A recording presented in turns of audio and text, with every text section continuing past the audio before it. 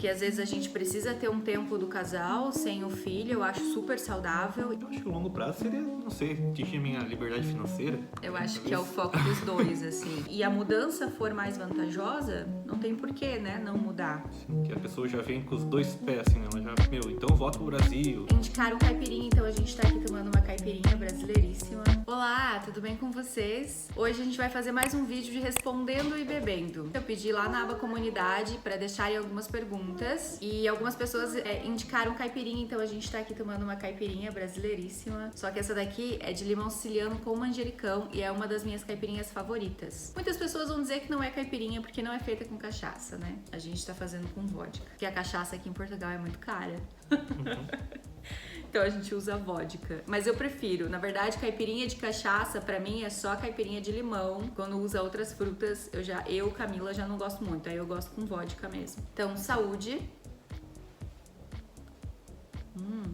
A gente ensina a fazer essa caipirinha ou caipirosca lá no meu Instagram. Se você me segue, você vai aprender a fazer. Separei aqui 8 perguntas e a gente vai tentar responder todas elas nesse vídeo. Se você tiver alguma pergunta, alguma curiosidade sobre a nossa vida, sobre o nosso relacionamento ou sobre a nossa vida aqui em Portugal, deixa aqui nos comentários que a gente faz um outro vídeo respondendo vocês. A primeira pergunta é: toda mudança drástica traz novos desafios para as nossas vidas. Quando casamos, passamos por muitas adaptações. Quais são os desafios para o casal em um outro país? Quais são? Eu acho que o maior desafio para nós dois aqui é não ter a nossa família ou pessoas que a gente confia muito próximo. Claro, tem as necessidades básicas, né? De que às vezes a gente precisa ter um tempo do casal sem o filho, eu acho super saudável e a gente não consegue fazer isso hoje porque a gente não tem ninguém para ficar com o Bernardo. A gente tá construindo, né, amizades novas aqui agora, tá construindo confiança com essas amizades agora. Eu acho que esse foi o maior desafio pra mim, na minha opinião.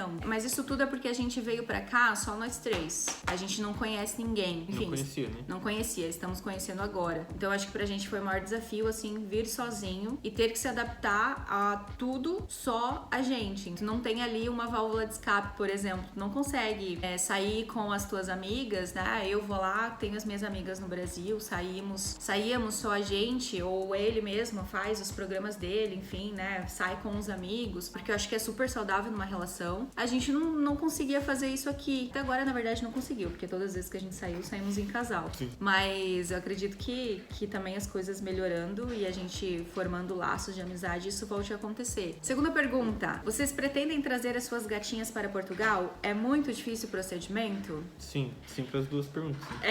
A gente tá com uma viagem programada pro Brasil agora em dezembro e aí a gente pretende trazer as duas. Nós temos duas gatas lá, né, a Sushi e a Amora, e a gente quer trazer as duas com a gente em janeiro quando nós voltarmos. Eu não diria que o procedimento é difícil, mas ele é burocrático, sabe? Tem muitos passos, tem pelo menos 5 ou 6 coisas que a gente precisa cumprir para que elas entrem aqui na União Europeia, assim. Eu acho que cada país até muda um pouquinho, mas Portugal tem alguns procedimentos, assim, mas eu acho que os procedimentos, ele gera um vídeo só para isso. Só que eu vou esperar, porque eu prefiro trazer elas, passar pela experiência, ter a experiência para daí contar para vocês como é que foi. Eu já tenho todo o passo a passo anotado e a gente tá começando a encaminhar esses procedimentos agora. E não é simples, né? Porque tem várias coisas para se fazer, algumas coisas com prazo, que não pode, né, passar o prazo, enfim, por exemplo, as vacinas lá, que tem que ser tantos meses, um mês antes, e enfim, de tu embarcar, então tem que ter tudo muito bem escrito, assim, não dá para ir fazendo e daí chega lá, entendeu? Falta alguma coisa. Tem chip e tem um chip específico, tem 2 numerações que são aceitas aqui, não é qualquer chip, então precisa prestar atenção nisso. A vacina tem validade de 1 ano, então precisa estar nesse prazo. Tem a sorologia da raiva, né, que é feita e das partes mais caras é esse teste de raiva, que é muito caro, assim. Acho que a gente tinha feito um orçamento, tinha dado uns R$800 por gata, assim, por animal, porque a gente mora em Joinville lá e aí só alguns laboratórios são autorizados, então a gente tem que mandar para um laboratório desse. Depois a gente tem que pegar um documento no Ministério da Agricultura, se eu não me engano. Então, assim, dá um vídeo só com esse assunto, tá? Mas é um pouquinho burocrático, sim. Mas a gente pretende trazer as duas. E tem empresas também que fazem esse serviço, né? Mas daí é bem mais caro, né? A gente fez um orçamento uma vez. A gente já fez um orçamento para trazer as duas por conta própria e já fiz 3 orçamentos com 3 empresas diferentes e dá sempre o dobro do valor. Então é muito possível que a gente vá trazer as duas por conta própria. Vocês pensariam em morar em outro país da Europa se algo não estivesse dando mais certo em Portugal, ou vocês voltariam para o Brasil? Eu acho, por mim... Que ele não voltaria nunca mais pro Brasil. Não, é que assim, né? A gente veio para Portugal justamente porque eu recebi uma proposta de emprego, uma proposta boa, a gente pesquisou sobre o país, gostamos e viemos. Até tem um vídeo aqui ou ali, contando mais detalhes sobre o nosso processo. É que tem que ver também o que não é mais dar certo, né? Porque assim, se não der certo no trabalho específico que eu tô trabalhando, eu acho que em primeiro lugar eu tentaria manter em Portugal, sabe? Porque a gente já estabeleceu aqui já temos já assim, né? já tem aqui uma rotina, já fizemos uma nova base aqui. Já temos todos os documentos, já compramos algumas coisas, o Bernardo vai começar na escola, enfim, a gente já se acostumou, já tá fazendo amigos, né? Então não gostaria de mudar de país, assim. Mas como a gente veio pra cá a trabalho, então eu acredito que depende da proposta que receber, né, pra trabalhar. Sendo um país bom, a gente mudaria também sem problemas. Isso inclui também voltar pro Brasil. Acho que não é problema, assim. A gente gostava muito, né? A gente gosta muito da região do Brasil que a gente veio. A gente sabe que o Brasil tem alguns problemas, mas todo o país tem. Uns mais, outros menos, né? Mas a região do Brasil que a gente veio é uma região boa, assim, comparado com outras partes do Brasil, né? Porque o Brasil é um país muito grande, então tem uma diferença muito grande de questão de segurança, saúde, educação, né? No mesmo país tem muita diferença, então... A própria estrutura, né?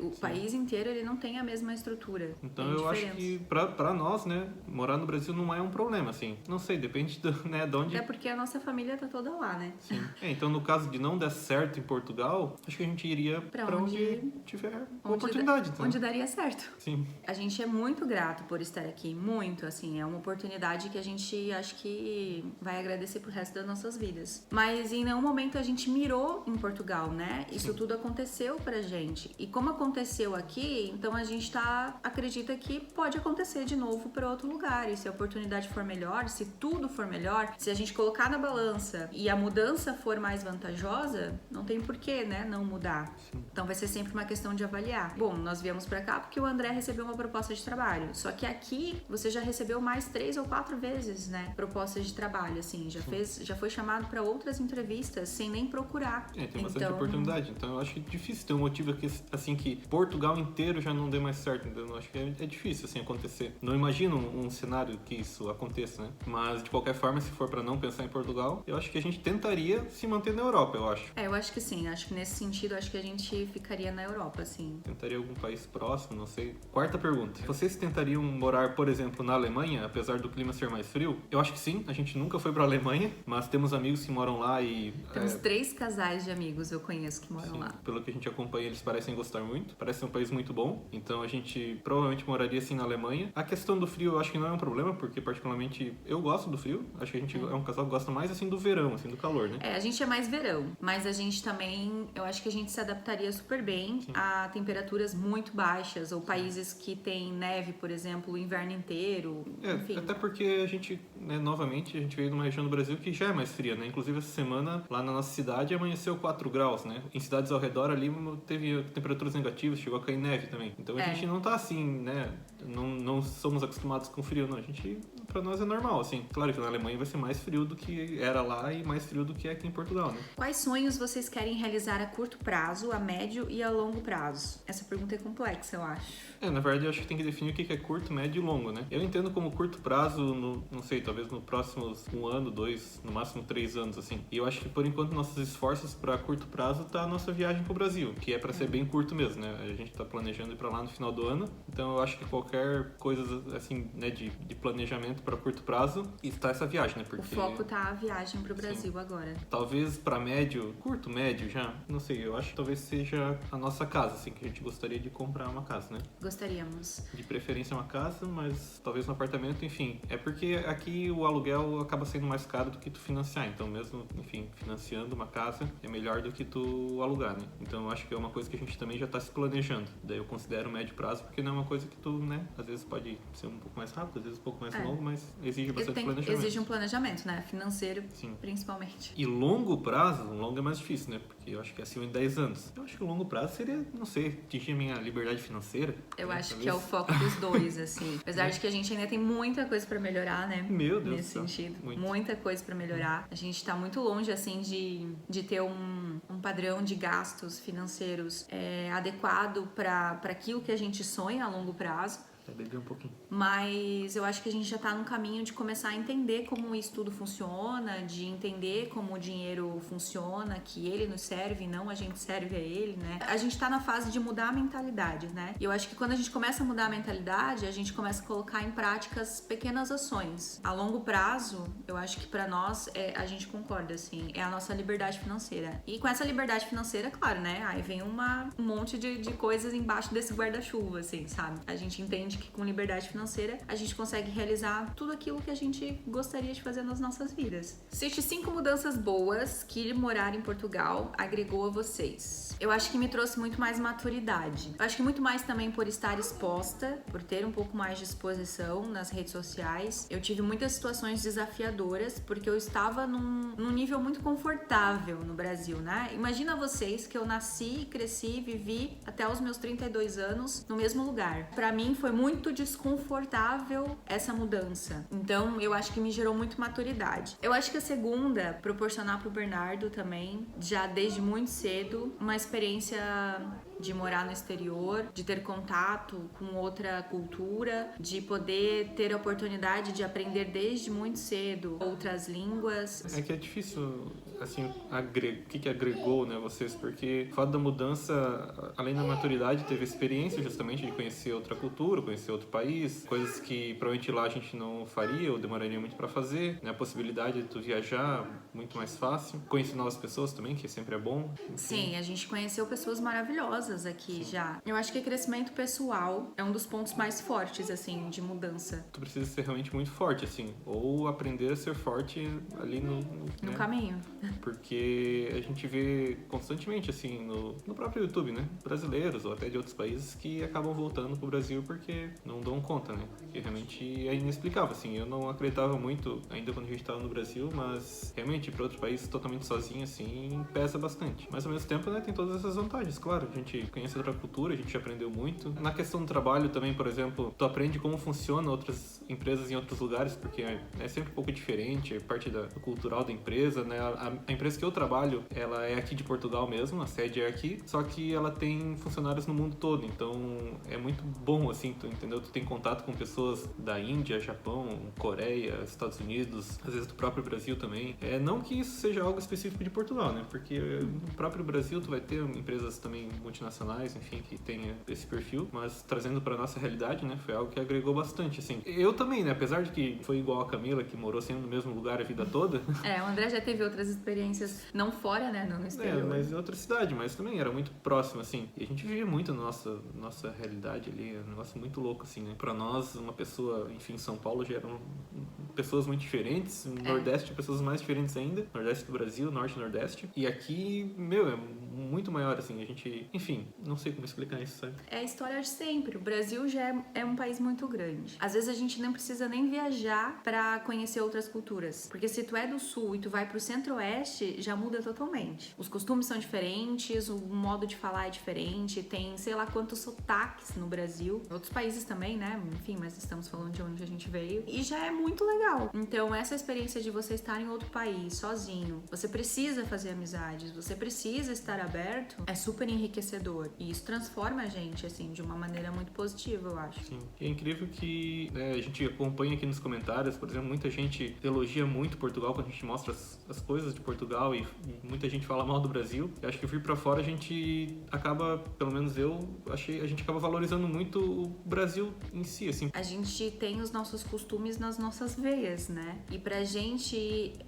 desassociar esses costumes leva um tempo. A gente entende que precisa. Muita gente critica os brasileiros ou qualquer outro imigrante que quer trazer os seus costumes, que quer trazer as suas raízes, que a pessoa tem que chegar aqui e se livrar de tudo e viver uma nova cultura. Eu acho que sim, acho super positivo, acho que a gente tem que se ambientalizar, né?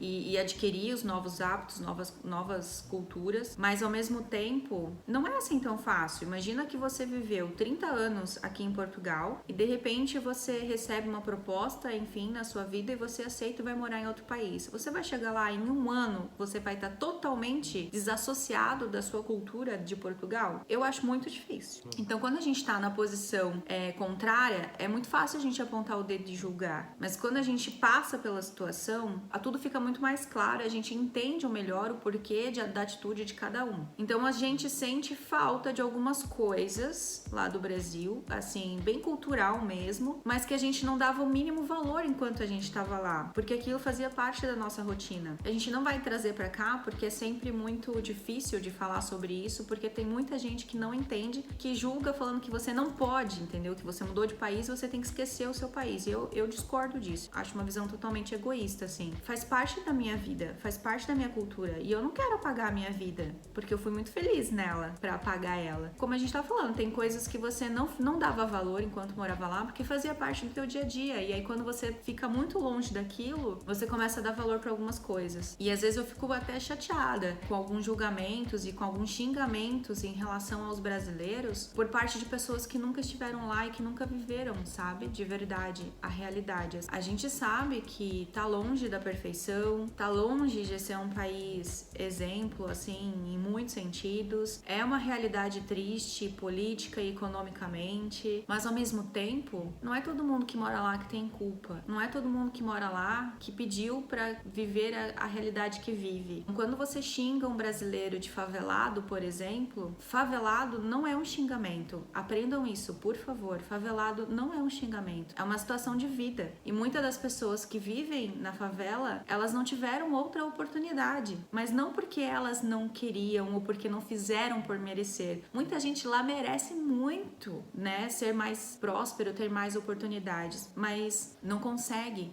por várias limitações. A gente que vive a realidade mais próxima, a gente consegue ter uma compreensão um pouco maior das coisas, assim, sabe? Então a gente sente falta e a gente dá muito valor para aquilo que a gente deixou lá. Sempre tem até um pouco de receio de falar algumas coisas aqui, porque tem umas pessoas aí que não... acho que não tem mais nada pra fazer na vida e elas vêm na internet xingar os outros. Porque pra mim, uma pessoa que tá super bem resolvida e não perde tempo xingando ninguém, entendeu? Mesmo que tu não concorde. Mas eu acho que algumas coisas têm que ser ditas sim. Se as pessoas podem xingar, a gente também pode falar a nossa opinião. É isso aí. É que é difícil, né? Tu dar tua opinião assim mesmo. Que, tipo, tu não pode dizer que eu gosto mais de tal coisa do Brasil do que tal coisa de Portugal, ou se eu tô em outro país, do outro país, enfim. Que a pessoa já vem com os dois pés, assim, né? Ela já, então voto pro Brasil. Não, porque isso aí é muito melhor aqui do que lá no Brasil, enfim. Eu acho que tem coisas boas em todos os lugares, em todas as culturas, até porque bom ou ruim vai da opinião de cada um, né? Vai do gosto de cada um, então o que é bom pra mim pode não ser bom pra ti. Se você for pro melhor país do mundo hoje, aposto que vai ter alguma coisa lá cultural que você não vai se identificar e tudo bem, não precisa, mas não quer dizer que você tem que voltar pro país de onde você veio. Acho isso muito vago, assim, muito pequeno. Então, vamos pra próxima pergunta, né? Isso, não sei se respondeu exatamente, mas deu uma volta aí e é isso aí. É possível uma pessoa formada em ciência da computação, mas que tenha pouca experiência no ramo, arrumar algum trabalho nesta área? Eu acho que com pouca experiência é um pouco mais difícil, porque as empresas que contratam pessoas de fora, pra empresa é muito caro e burocrático, assim, entendeu? Tem muitas coisas que a empresa precisa fazer. Pra te trazer pra cá. Papéis e também o custo, né? Porque as empresas geralmente pagam o auxílio na mudança, né? Pagam a passagem ou pagam a parte do visto, enfim, as taxas pra fazer o visto, pagam um mês, algumas empresas até pagam 3 meses de estadia no país, então não é barato pra empresa. Então eu acredito que elas busquem perfis com mais experiência. Resumindo, se tu tiver pouca experiência e tentar conseguir um emprego de lá, é mais difícil. Não te impede de, obviamente, se candidatar às vagas, né? No LinkedIn tem várias. Só se candidatar e ver no que acontece, né? Outra alternativa é tu vir pra cá e tentar conseguir um emprego aqui, mas, né, obviamente tem que vir muito bem preparado, até porque pode não dar certo e ser bem frustrante a tua vinda, né? Porque é um risco bem grande. Eu acredito que seja mais fácil quando tu tiver um perfil mais sênior, ou enfim, ter mais experiência. Mais garantido, digamos. Mais sentido isso. Fiquem de olho no LinkedIn, gente, principalmente para a área de TI, que é a área que a gente está falando. Eu acho que é a rede mais rica que a gente tem hoje, tanto de divulgar, né, quanto de aplicar o seu currículo para as vagas e deixar o seu currículo lá em inglês, porque as empresas buscam muito por lá. E se tu quer se mudar já com o trabalho, né, não tenha medo, assim, de que isso possa ser um problema, né? Se candidata às vagas mesmo. Se não der certo, tu vai saber por que não deu certo, a pessoa vai dizer que falta mais experiência, enfim. E aí né? tu vai melhorando. Tu vai melhorando no que precisa, assim, não é difícil, né?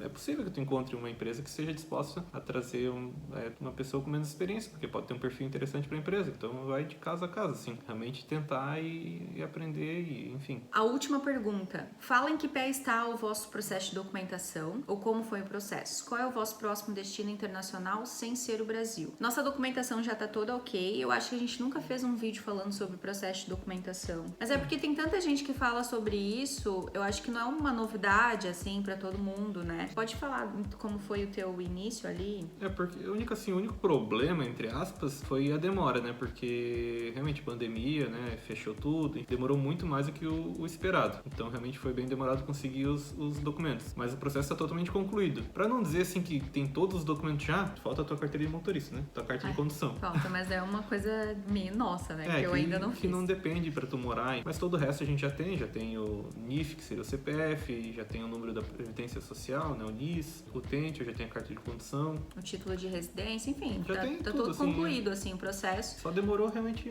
né, um pouco, assim. O meu mesmo, quando saiu o meu visto de trabalho, ele já vem agendado a data pra tu ir no CEF pra tu pegar o título de residência. Eu estando lá no Brasil, né?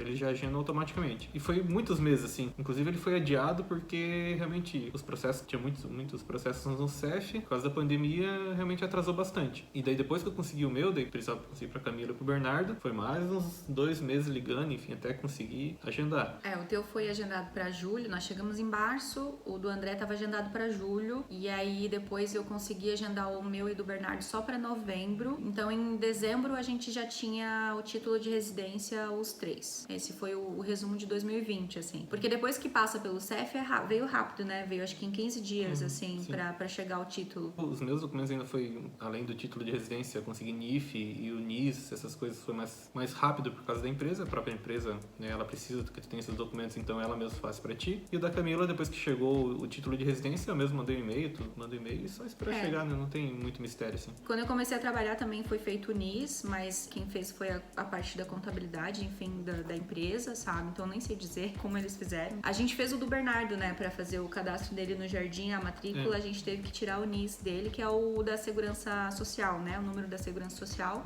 O TENT a gente também já tinha fez esse ano, agora em 2021. Também foi por e-mail, é tudo, não sei como que é, normalmente talvez não seja por e-mail, né? Mas... fizemos tudo que a gente tem de documento, a gente fez por e-mail, tirando a entrevista no CEF, né, que é pessoal. Assim. A carta de condução também, a gente tem vídeo aqui explicando como foi feita do André, falta fazer a minha, mas não interfere na residência, enfim, né, no país. Então toda nossa documentação tá legal e tá ok. E a parte do próximo destino internacional, não sendo o Brasil, né, ela fala sem ser o Brasil, mas sem ser o Brasil a gente não tem nenhum planejado, mas a gente pensa em ir pra Alemanha. A gente quer muito conhecer, porque os dois têm antecedência, né, o meu avô era alemão, já falei em outros vídeos isso aqui, então eu tenho muita curiosidade de conhecer o país. Gostaria muito de conhecer a região de onde o meu avô veio.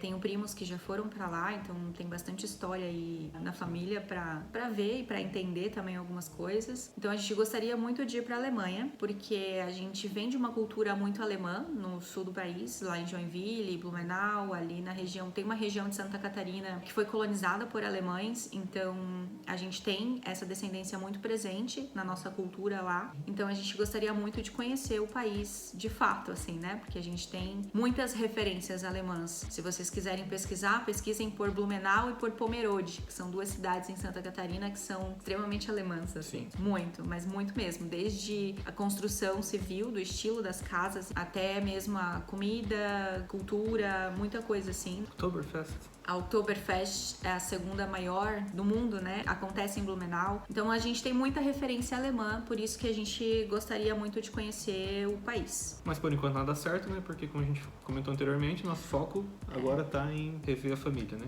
Já faz quase 2 anos. No próximo ano, né, lá em 2022, aí a gente pensa em conhecer outro país da Europa. Tem um último golinho ali ainda. Realmente a de limão Tahiti, ou lima, né? E cachaça, eu acho bem melhor, né? Aí o André gosta da caipirinha tradicional de cachaças. Mas a limão siciliano fica bom também. Fica bem Eu gosto suave. demais. Limão siciliano com manjericão. Sim, Tem as dá um folhinhas do toque. manjericão ali, ó. Se quiserem experimentar, depois me contem e digam o que vocês acharam. É isso, um beijo enorme no coração de vocês. Até o próximo vídeo. Tchau!